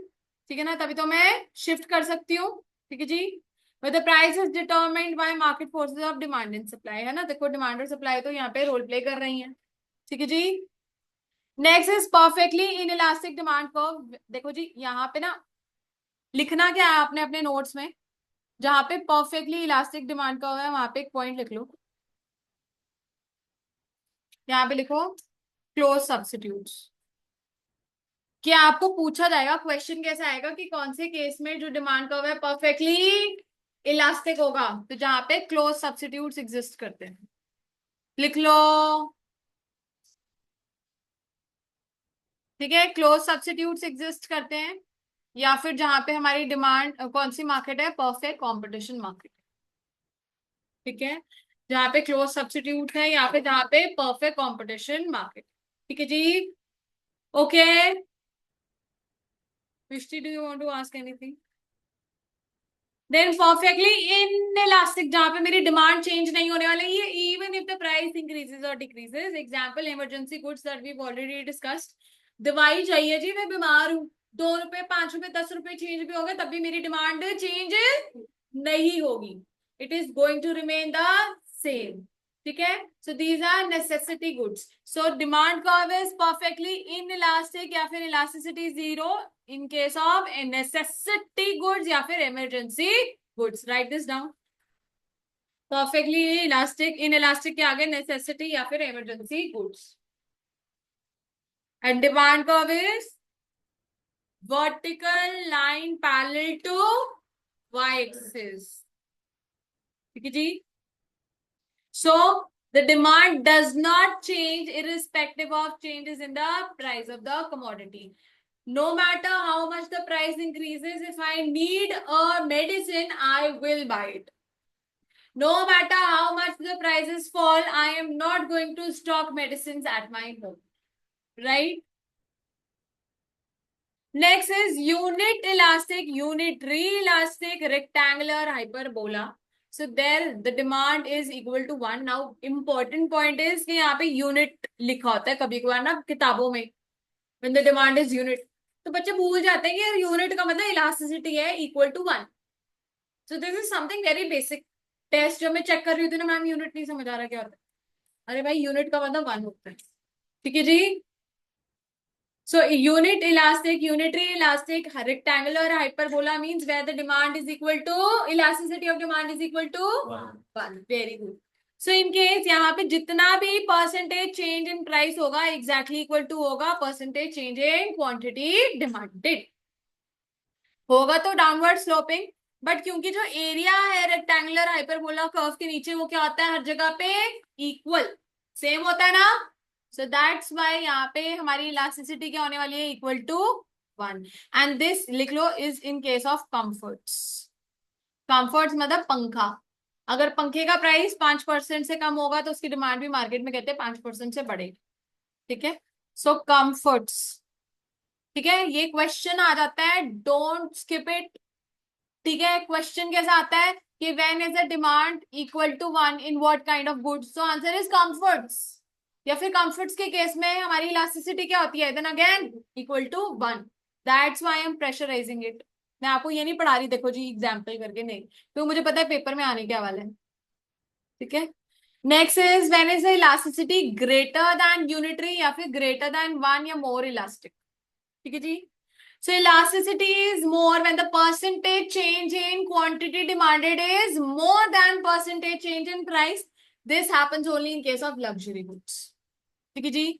This happens in case of luxury goods. मतलब कि Veblen की बात नहीं कर रहे हैं, प्रेस्टीज वाले गुड्स की बात नहीं कर रहे हैं, गाड़ी की बात कर रहे हैं. ठीक है, गाड़ी की बातें कर रहे हैं या कोई भी और छोटी मोटी और एक्स्ट्रा जो भी न्यू एडिशन जैसे आईफोन के न्यू वर्जन है. ठीक है, तो बच्चे अगर इसकी डिमांड, इसका प्राइस थोड़ा सा भी कम होता है, इसकी डिमांड एकदम से बहुत ज्यादा बढ़ जाती है. ठीक है जी.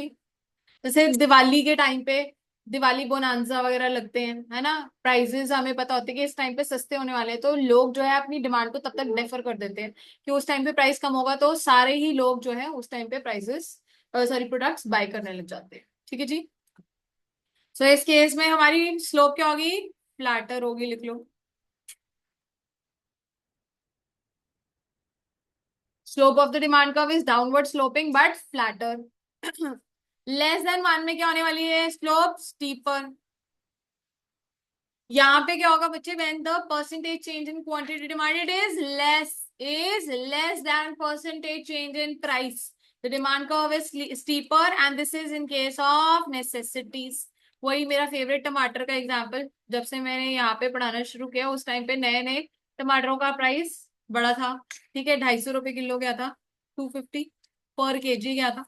ठीक है, सो क्या हमारे घरों में टमाटर आने बंद हो गए थे 2 साल, 1.5 2 साल, 2 3 साल पहले आते थे? आते थे ना. पर ये कि पहले जैसे पापा 10-10 किलो इकट्ठे 5-10 किलो घर में आते थे, तो थोड़ा सा कम ले आते थे एक बारी के लिए, जब खत्म हो जाते थे फिर ले आते थे. आई होप सबके घर में ऐसा तो वो होगा कि मम्मी पापा ने एटलीस्ट इतना तो बोला होगा ना कि प्राइसेस जो है टमाटर के बड़े बढ़ गए हैं. हाँ जी, ऐसा हुआ था, ऑलमोस्ट सबके घरों में होता ही है. आप तक गई हो ना, मम्मी पापा ने तो एक दूसरे के साथ डिस्कस किया होगा, या मम्मी ने चाची वगैरह किसी के आसपास से डिस्कस तो किया होगा टमाटर लेते हुए। सो बच्चे ऐसा तो नहीं हुआ था कि घर में टमाटर के बिना सब्जी बननी शुरू हो गई थी, नहीं। ठीक है जी। सो ये क्या है, नेसेसिटीज है। इस केस में प्राइस जो है बढ़ता ज्यादा है या कम ज्यादा होता है, लेकिन उसका इफेक्ट डिमांड के ऊपर कम होता है। ठीक है जी। जैसे अगर प्राइस 100 से बढ़ा, ठीक है, पहले से सपोज जो प्राइस था वो दैट वाज 150। ठीक है जी। पहले, या आप कह लो पहले 250 था, 150 हो गया, तो क्या घर में मम्मी पापा ने 50 किलो टमाटर लाने शुरू कर दिए? अब अगर 50 रुपए किलो है टमाटर, 30 रुपए भी हो जाता है, कभी कभार 20 रुपए किलो भी हो जाता है टमाटर, तो क्या घर में हमारा पूरे घर में टमाटर टमाटर भरे होते हैं क्या? नो। वाई? बिकॉज इन सब से अगर हमारा प्राइस कम या ज्यादा भी होता है तो डिमांड अफेक्ट होगी, but only to some extent. ठीक है जी। So this is steeper. Zero है उसमें भी तो दैट इज बच्चे, वहां पे मैंने एक तरह से बताया था आपको कि वो अपने इमरजेंसी गुड्स है। ठीक है, तो आप इसको नेसेसिटी की जगह ना चाहे नेसेसरीज कर सकते हो, आपको दिक्कत नहीं है। ठीक है, वो जो नीचे वाला है वो रेगुलर गुड्स का मतलब है वहां पे। ठीक है, इमरजेंसी लिख लो बल्कि बेटर है, नेसेसिटी मत ही लिखो, लेकिन किताब में आई थिंक नेसेसिटी कहीं लिखा हुआ है दोनों जगह पे, मैं तब बता रही हूँ।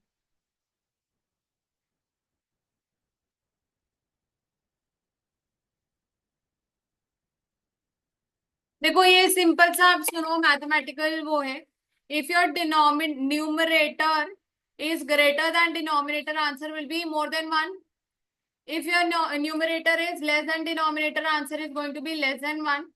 If your numerator, say suppose, is equal to denominator, answer will be equal to 1. If numerator is 0, then answer will be 0. If denominator is 0, then answer will be infinite. ठीक है जी। ये मैंने आपको बता दिया, फ्लैटर, स्टीपर, रेक्टेंगुलर, हाइपरबोला। ये perfectly inelastic, perfectly elastic, so these are the different degrees of elasticity of demand. ठीक है जी, shown on a single graph. ठीक है, अब हमारे पास आ गए डिफरेंट मेथड्स। नंबर वन हमने परसेंटेज कर लिया बच्चे, प्रोपोर्शनेट से पहले चलो मैं ये पॉइंट इलास्टिसिटी बता देती हूँ आपको, किताब से बुक के ही बता देती हूँ, आईसीआई के मटेरियल का ये।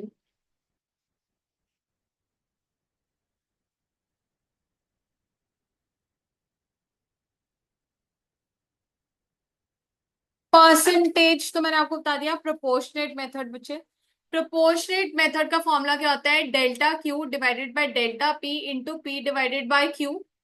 This can also be written as delta Q by Q into Q P divided by delta P. देखो जी, एक ही बात है ना। तो अगर फॉर्मूला ऐसा लिखा हो, ऐसा लिखा हो, तो कोई दिक्कत नहीं है, आंसर टिक कराना। ये थोड़ा सा लॉजिकल है, छोड़ सकती हूँ, आगे बढ़ जाऊं। किसी को इलॉजिकल लग रहा तो बता दो, तब मैं यहाँ पे टाइम इन्वेस्ट करूँ। वेरी गुड ललिता, ठीक है। और मैंने आपको बता दिया Aditya, important, absolute values are considered. Absolute मतलब you are not going to consider the changes. जैसे अगर यहाँ पे लिखा है कि मेरे को से सपोज ये वाला फॉर्मूला लगाना है, तो एग्जांपल बता रही हूँ, यहाँ पे एग्जांपल नीचे ही है, ये लो। प्राइस पहले 6 था बेटा, अब 4 हो गया है, तो मैं फॉर्मूला में बच्चे चेंज कितना लूंगी? 2 लूंगी, -2 नहीं लूंगी। क्लियर है जी।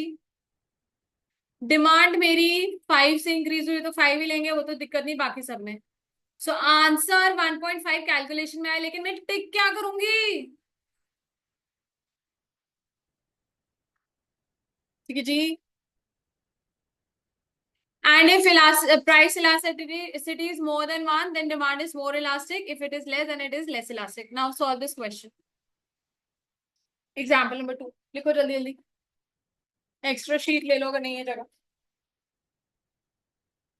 5% fall in price leads to 15% increase in demand। ठीक है, और अब ऐसे जैसे क्वेश्चन में हम प्रोपोर्शन मेथड नहीं लगा सकते, हमें परसेंटेज मेथड ही लगाना पड़ेगा। तो हमारा फॉर्मूला क्या होता है परसेंटेज का? Percentage change in quantity demanded divided by percentage change in price. फटाफट आंसर तो ओरल आना चाहिए। What is the answer? 3। लेकिन आंसर क्या टिक करोगे? -3 या -3। ठीक है जी आदित्य, डन, श्योर। चलो आगे ललिता, नेक्स्ट सॉल्व।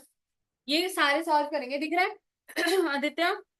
मैं डिक्टेट कर देती हूँ, सुन लेंगे, लिख लो थोड़ा थोड़ा। प्राइस प्राइस P0 लिख लो, या तो सिंपल स्टेटमेंट नहीं भी लिखनी तो ऐसे लिख लो Aditya, P0 is equal to 100, P1 is equal to 60, ये तो दिख रहा है। फिर उसके बाद लिखो elasticity of demand is given as 1.5 and Q0 original demand is given to us 30. Question is what is Q1? Try this and then I will discuss. I'm sure you all are better in mathematics than me. So if I can solve, you can definitely easily solve it. Don't ask.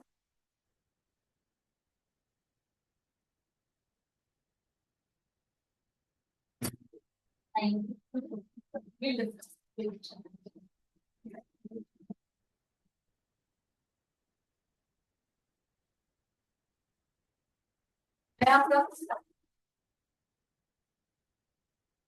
देखो जी, अब इसमें आप कौन सा formula लगा सकते हो बताओ।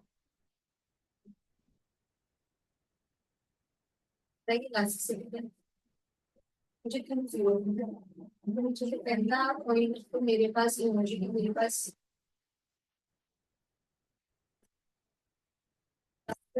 मेरे पास ये वाला फॉर्मूला लगा सकते हैं।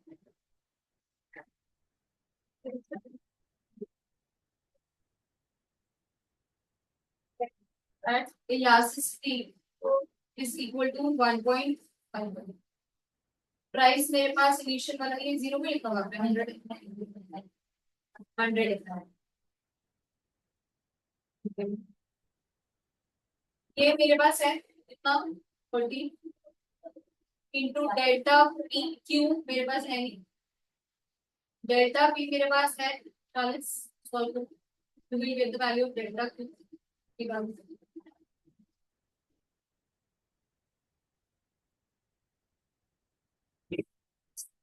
हाँ सत्य हाँ जी हाँ जी।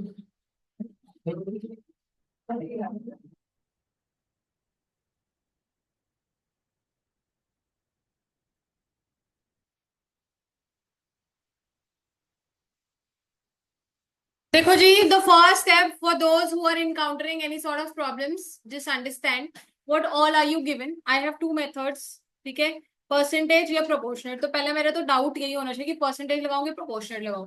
देखो जी, यहाँ पे परसेंटेज नहीं लग सकता। क्यों?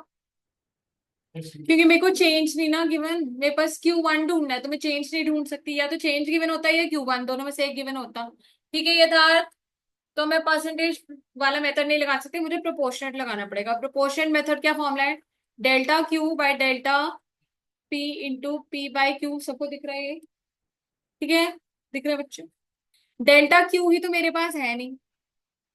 डेल्टा पी मेरे को मैं निकाल सकती हूँ 40, यस, इंटू पी कितना है 100, into Q divided by Q कितना है 30 इक्वल्स टू 1.5।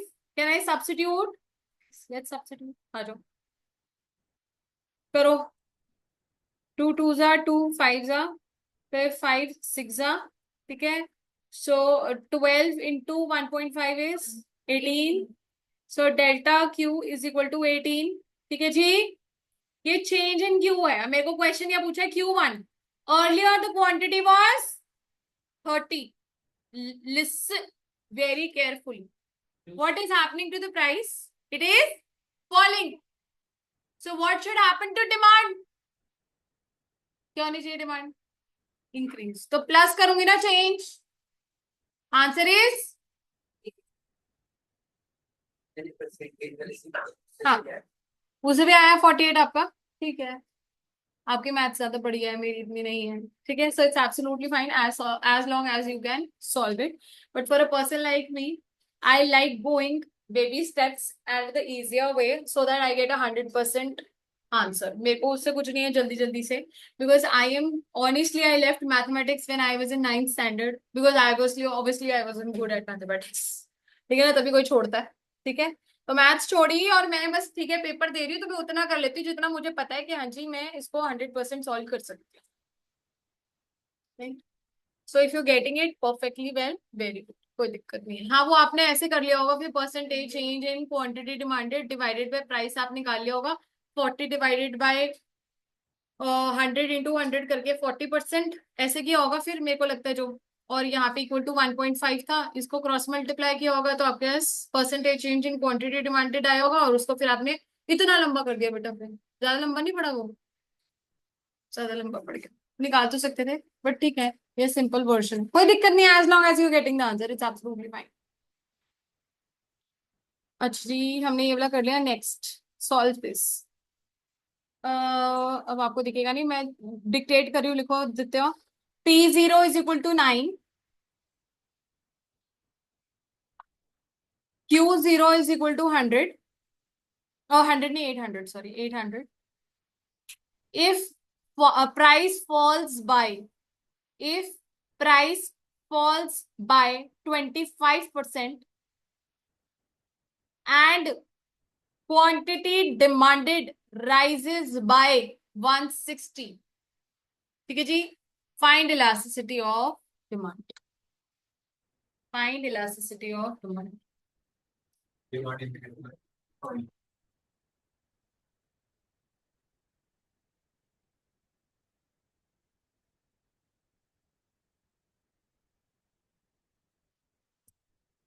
सीधा सीधा है, राइजेस एंड फॉल्स मतलब डेल्टा गिवन है आपको, चेंज गिवन है ना बच्चे, तो just simply put it, 160 divided by, sorry 25% है, वेरी इंपॉर्टेंट, 8। हाँ जी, आपको इलास्टिसिटी ऑफ डिमांड बोला है तो सुनेंगे। लेट मी हेल्प यू, पर 1 मिनट अपना दिमाग लगाओ, लगा लो पहले दिमाग, पहले तो देखा करो कि मेरे को पेपर टेस्ट में क्वेश्चन में गिवन क्या क्या है, ठीक है, उसके बाद मेरा कोर्स ऑफ एक्शन होना चाहिए कि मुझे क्या लगाना चाहिए, और फिर सॉल्व कर दो।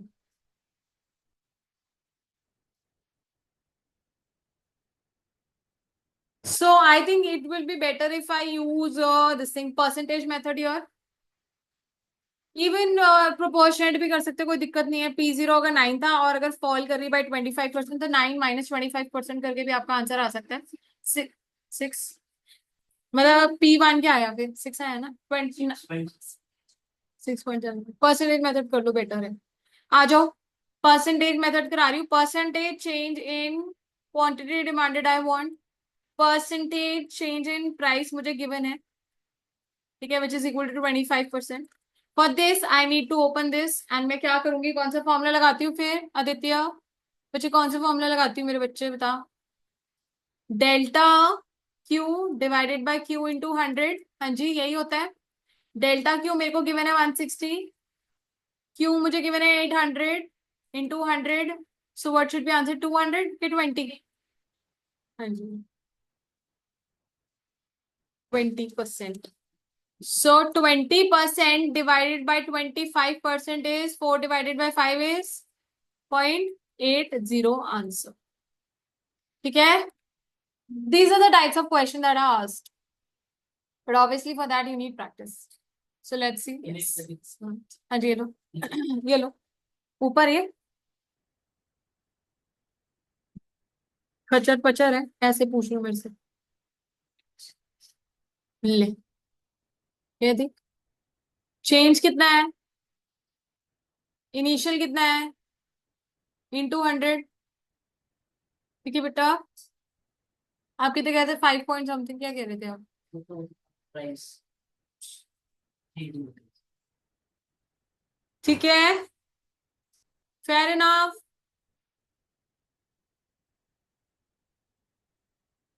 रुद्र, लक्ष्य, यथार्थ, इशिका ठीक है, मिश्री ओके, ललिता जी पक्का, आदित्य ओके, मयूर भी ओके है, चलो next. A consumer buys 80 units at 4, price elasticity is equal to -4, at what price will he buy 60 units. चलो जी जल्दी जल्दी, इसका मतलब मुझे Q0 गिवन है 80, है ना, आगे नहीं, this is Q0, this is P0, this is price elasticity, and this is Q1. Find P1. This is the question, simple भाषा में। फटाफट, answer should come within a few minutes only.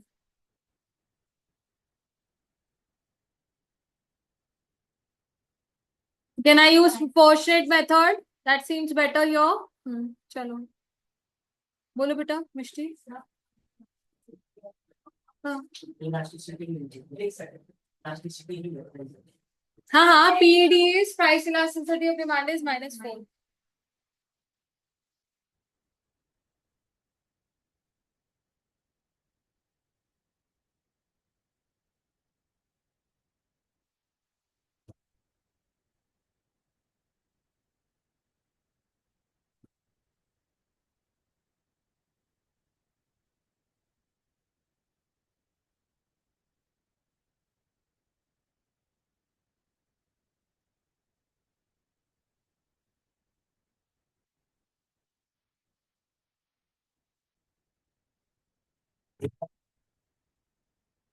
ठीक है बच्चे।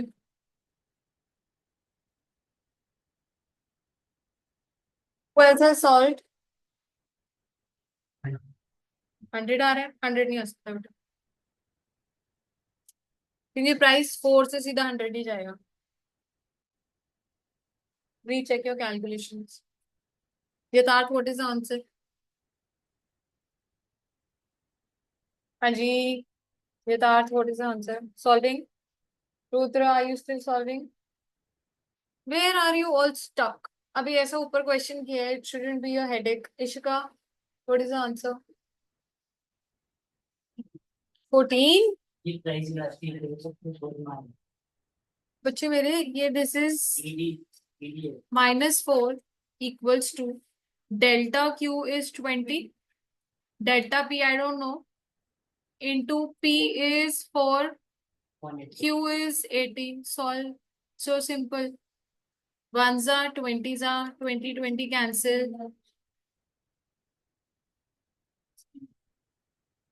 हाँ, change in price 4 आ गया.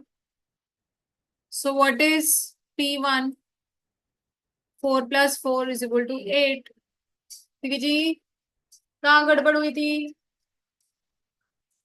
अच्छा, आपका बेटा रुद्र अब आ रहे समझ? नहीं आया तो बोलो। सिद्धार्थ बेटा 8 है। चेंज इन P इज 4 और पहले इनिशियल प्राइस इज ऑल्सो 4। हाँ जी, और फिर इनिशियल प्राइस अब ऐड करोगे। आदित्य, इशिका, ललिता जी, कोई नहीं, जो हो गया कर रहे हैं, मैं देखती हूँ अभी टेस्ट में देखती हूँ आप लोगों को। लेट्स सी, कोई दिक्कत नहीं। अब जैसे भी फिर उसको मैनेज कर लो, ठीक है? टेस्ट कब देना आगे पीछे दिन। चलो आगे। 1 मिनट, आंसर 4.2 क्यों आ रहा है? हाँ, हम्म, आई थिंक मेरा आंसर गलत आया। बताओ। मेरा P1 3 बार हो रहा है, मैं उसको डिवाइड करके चेंजेस होंगे। उससे कोई फर्क नहीं पड़ता। 1 मिनट, P/, मेरा P1 जो है 15/4 हो रहा है। 15/4। सो 4 3s are 12, 13 14 15, हाँ 7 5 प्लस 4 पहले का नहीं, फिर भी 7.75 आता है ना।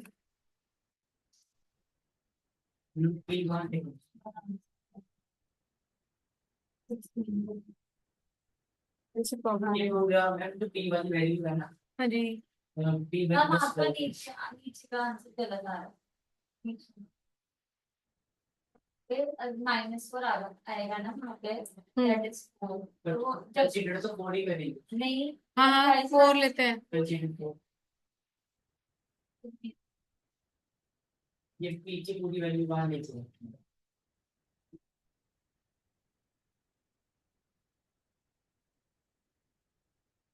लेट्स रीसॉल्व। ये अभी ये क्या आपको 4.2 है, कैसे आया? कैसे आया बताओ? हाँ, आपने ऐसे लिया तो डेल्टा P क्यों नहीं लिया? डेल्टा पी क्या आएगा? करना एक बार बताओ, मेरी हेल्प करो। 20 divided by delta P into 4 divided by 80। ठीक है, तो 4 वन सा इक्वल टू 4 होगा। हाँ, एंड देन वो 80 वो पूरा कट जाएगा, 20 और 4/2 कट जाएगा। डेल्टा पी का 4 एक मिनट डेल्टा को, पूरा हाँ वही तो आया था मेरा भी, delta P is equal to 4 ही तो आया था। डेल्टा पी 1/4 आएगा। वो अच्छा, yes, that is a problem, yes. ठीक है, हमने भी ये किया था, डेल्टा पी वॉज 1/4, ठीक है, my bad, this is 1/4, so 1/4 is equal to 0.25, yes. So answer is 4.25 आना चाहिए answer. Yes, my bad, it should be 1/4। देखो कैसे ललिता, ये हमने यहाँ तक कैंसिल किया था, ठीक है, 4 कैंसिल, तो ये आंसर क्या है, देखो 1/4 है, ठीक है। तो डेल्टा पी मेरे पास क्या आ रहा है बच्चे, यहाँ पे जाऊंगी ना उल्टा होगा, so it is going to be 1/4, ठीक है। So answer delta P is equal to 1/4, इसको सॉल्व करूँ तो 0.25, सो पी क्या हो जाएगा, 4 plus 0.25, answer is equal to 4.25, and वो 2 नहीं होगा, इन्होंने सिर्फ 1 डेसिमल तक लिया हुआ है, तो 0.25, ऐसे लास्ट क्लास में भी ऐसे डिस्कस किया था, लास्ट बैच, ठीक है, गुड। चलो, let's end the class for today here only.